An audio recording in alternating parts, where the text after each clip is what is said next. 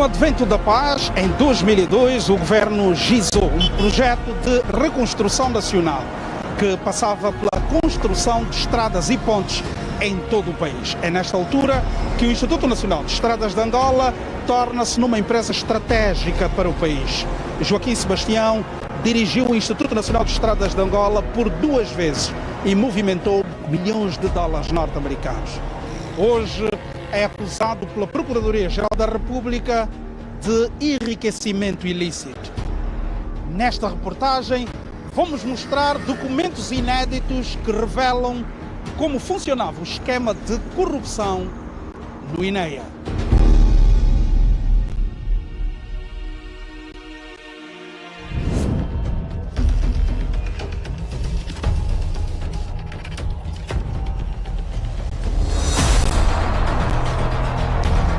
De 4 de setembro de 2006 a 20 de agosto de 2008, Joaquim Sebastião homologou 119 contratos para construção e reabilitação de estradas num valor global de 2.418.830.008 dólares norte-americanos. Só a empresa DAR, por exemplo, assinou 11 contratos num valor de 45 milhões de dólares, como mostra este despacho de 1 de fevereiro de 2008 de homologação de contrato assinado pelo representante da empresa DAR, Ranzi Klink, e Joaquim Sebastião, no valor de 714.085 dólares e 35 cêntimos. Esta planilha mostra o número de contratos homologados entre o INEA e a empresa BDM, representada por Carlos Fernando Mota Callier, que viu ser adjudicada 10 obras, num total de quase 59 milhões de dólares norte-americanos. Só para a reabilitação da Estrada Nacional 350 entre o Beilundo e Mungo, numa extensão de 65 km, a BDM encaixou 1.830.470 dólares norte-americanos em 2007. Uma das construtoras que mais encaixou dólares americanos com a adjudicação de obras do INEA é a Carmon.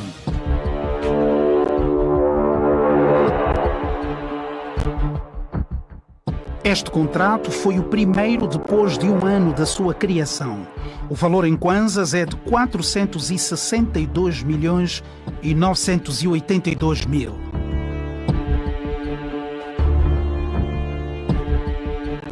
Em novembro de 2008, recebeu muito perto dos 93 milhões de dólares norte-americanos. A nossa investigação soube que destes valores foram levantados 42 milhões e entregues em malas em casas de Joaquim Sebastião, Oscar Tito Fernandes, António Perrossi e António Quenda. No segundo contrato, a Carmon encaixou 298.895.465,89 cêntimos. E teve a BDM como empresa fiscalizadora da empreitada de reabilitação e construção de pontes inseridas no eixo rodoviário Pombo-Anamibe-Bentiaba-Dombe Grande.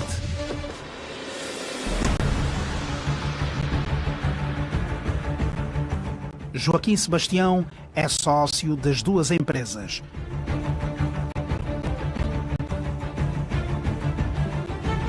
Investigações apontam que Joaquim Sebastião e seus sócios agiram de má fé em muitos contratos, inclusive em relação à qualidade das obras por executar, como revela esta troca de e-mails sobre os trabalhos na autoestrada Zeto Sóio, do pacote 7.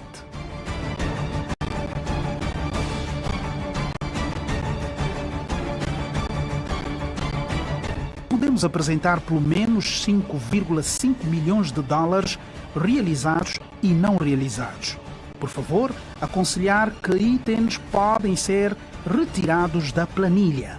Num outro e-mail, há uma ordem para que sejam liberados os seguintes valores: $3.000, valor acertado com um cidadão identificado apenas como Dr. Nelson, para fazer aquilo que a nossa investigação considera corromper os fiscais de campo para liberação de vigas reprovadas. E 300.000 kwanzas que deviam ser entregues em mãos a um senhor identificado apenas como Dr.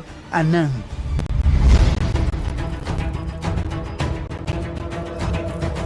Este documento da Carmon faz uma solicitação de fundos com urgência, só para pagar fiscais, no valor de $10.000 norte-americanos. Esta planilha mostra os valores pagos ao soberano, código de identificação de Joaquim Sebastião. De novembro de 2012 a janeiro de 2013, o soberano recebeu perto de $16 milhões norte-americanos.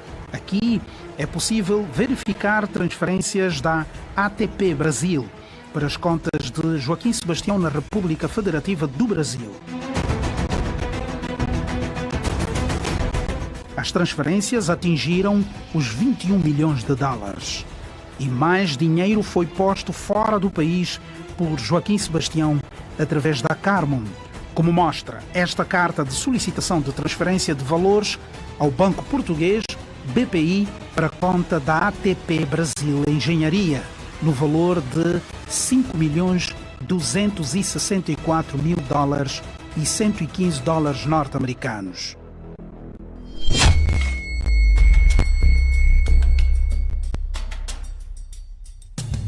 Esta planilha mostra como eram divididos os valores com todas as partes do alegado esquema de corrupção no INEA. Aqui são descritos os movimentos denominados distribuição, Soio 2 e Namib. Na planilha há uma descrição de valores entregues em mãos, depositados em contas particulares. Há valores que serviram para pagar viagens a Londres. Salta-nos à vista os $50 mil entregues por Perrussi a Miúda no dia 10 de maio de 2013. Quem é a Miúda? Depois de uma apurada investigação, ficamos a saber que o código Miúda servia para identificar nas planilhas a cidadã angolana Mayra dos Santos, ex-esposa de Zeno dos Santos. E há mais. No dia 30 de outubro de 2012, a miúda Mayra dos Santos recebeu $15 milhões de kwanzas, na época equivalente a $150 mil norte-americanos. Procurada a comentar: o número para o qual ligou está desligado ou fora da área de cobertura da rede.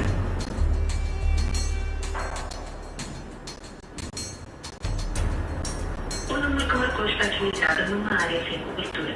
Por favor, tente mais tarde.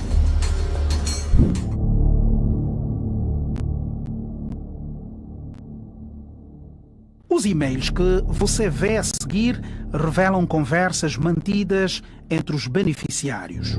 Passo a ler. Após 5 meses de reunião e visitas ao Banco Nacional de Angola, conseguimos hoje, 23 de novembro de 2009, a autorização para transferência junto ao nosso antigo parceiro, aqui a referência é para esta estrutura, de $4.385.546 norte-americanos e 6 cêntimos para a empresa brasileira de Joaquim Sebastião, que montou todo o orçamento para 16 pontes no Soio.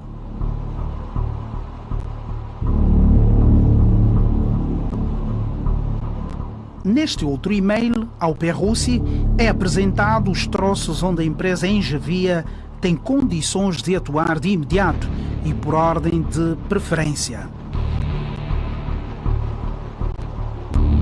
A parte destas obras, a Engevia ficou com obras em Benguela, Balombo e Banga Ganda, 123 km por $92 milhões. Willa, Kakonda, Chikonga, Matala, 146 km por $109 milhões.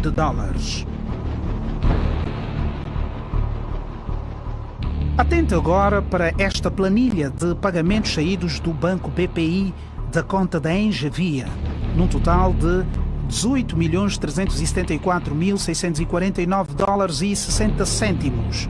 Depois da Carmon, com quase 17 milhões de dólares, aparece Distribuição 1 e Distribuição 2. São códigos para identificar Joaquim Sebastião, que recebeu de comissão 1.200.000 dólares norte-americanos, e Oscar Tito Fernandes, que ficou com 3 milhões de dólares.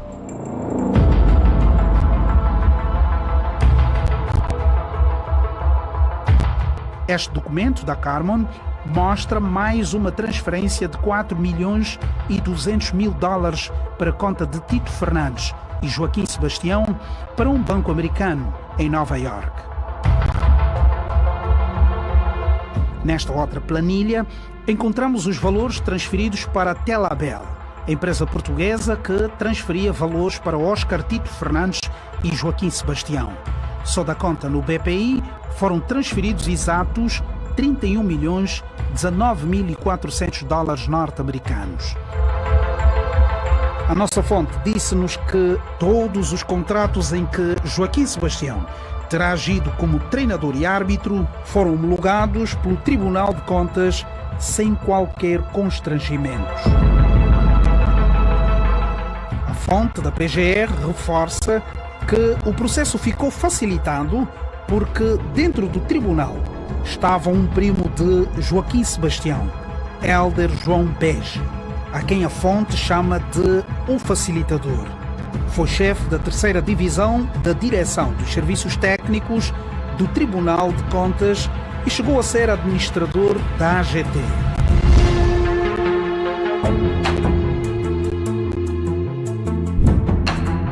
Procurado a comentar, Hélder João Bege nega qualquer ligação comercial com o seu primo.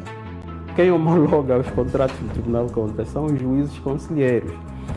Mesmo os técnicos que trabalham nas divisões afetas à fiscalização prévia não têm essa competência. Os pareceres que eles fazem técnicos não são vinculativos. Portanto, os juízes é que decidem e homologam os contratos. Vai fazer algum parceiro?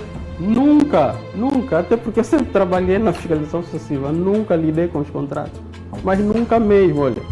Eu tive mais de 13 anos como chefe de divisão, mas na área da fiscalização sucessiva, nunca tive ligado aos contratos.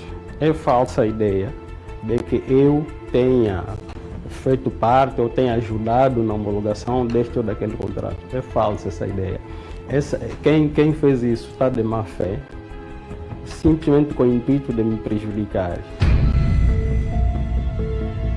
Há alguns anos, João Bege foi notícia em jornais brasileiros.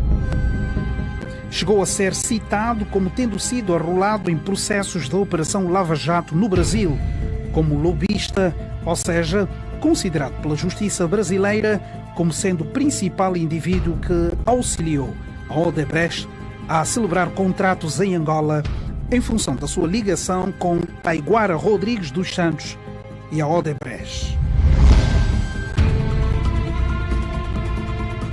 Nunca.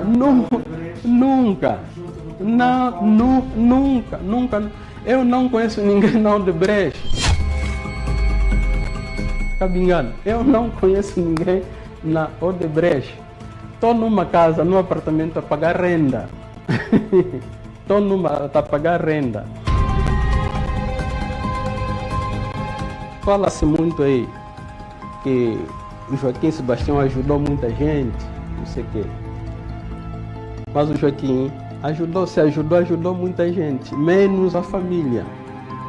E eu sou um dos que estou aqui, que infelizmente estou a aparecer nesse processo. Eu não tive benefício nenhum.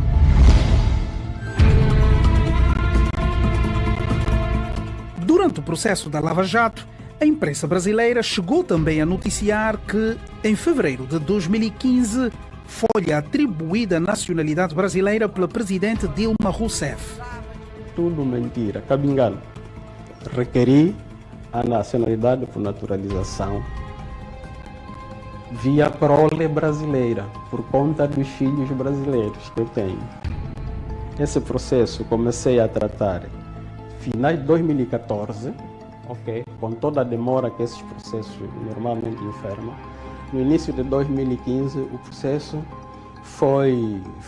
saiu no Diário Oficial, no Boletim Oficial da União, em como, portanto, a Polícia Federal e homologado pela Presidente Dilma, porque esse o procedimento é esse.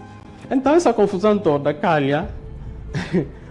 O meu nome é publicado no boletim, como muitos outros. Então a imprensa depois começou a vasculhar.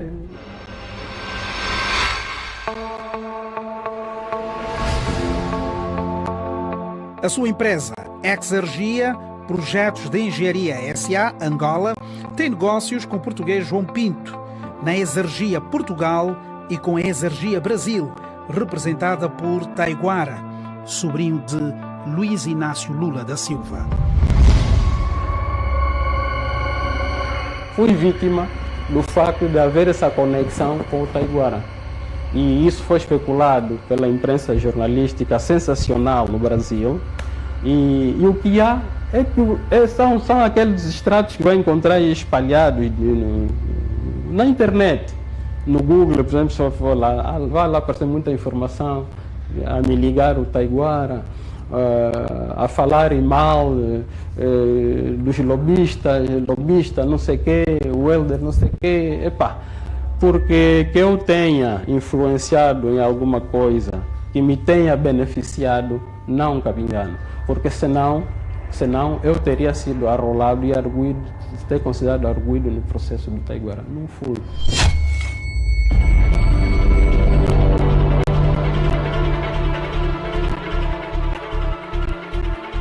Veja agora a lista de alguns bens de Joaquim Sebastião, o Soberano. Só de vivendas, o Soberano tem 34, dentre as quais 4 vivendas no Talatona e uma no Brasil. 8 apartamentos, 4 na Maianga e 4 em Portugal. Uma sala no Hotel Mundial, um terreno de 19 hectares no perímetro do Gadaki e um resort junto à praia da Nisha e um campo de treinamento desportivo no Sequele.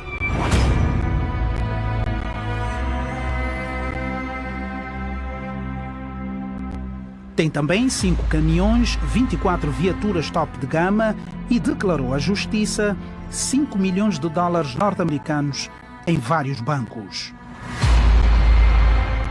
Nos termos da lei da recuperação do repartimento progressivo e perda largada dos bens, o âmbito desta lei diz clara e precisamente que depois de uma sentença condenatória transitada em julgado, dá-se início a um processo de recuperação dos bens declarados perdidos a favor do Estado. É depois de uma condenação. Então, como nós não estamos diante de uma condenação, não há uma acusação sequer, nós preferimos, como advogados, manter-nos em silêncio, estamos a dar esse esclarecimento necessário por causa deste desvio, porque só depois disto é que se pode falar verdadeiramente de um processo de recuperação de ativos. Antes disto, independentemente de existir fortes indícios de culpabilidade ou não, há aqui a presunção de inocência. Joaquim Sebastião terá constituído várias empresas, dentre as quais estão a Telabel, Queiroz Galvão, BDM Engenharia e Tecnologia, Carmon, Engevia, MCA, Encoens, Linfa Motors e a Multicorp. Em todas são apontados Oscar Tito Fernandes, António Quenda, António Perrussi e Mayra dos Santos como seus testes de ferro. Já no fim da nossa investigação, tivemos acesso a este contrato fictício entre a Carmon e a ATP Engenharia para legalizar a saída de dinheiros do país. Acredita-se que, por esta via, mais de 18 milhões de dólares norte-americanos tenham sido transferidos para Portugal.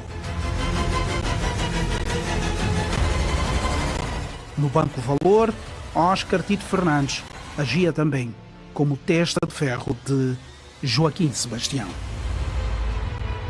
Não é surpresa para ninguém. Todos os amigos que se achavam amigos o abandonaram.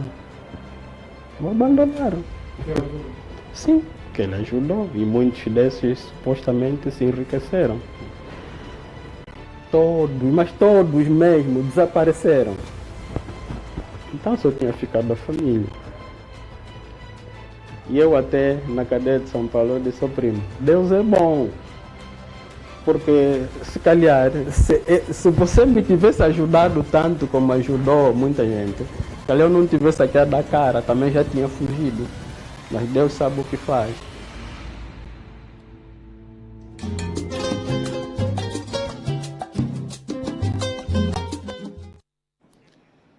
A TPA procurou contactar o empresário Oscar Tito Fernandes para a sua versão dos factos, mas este negou-se prestar qualquer esclarecimento.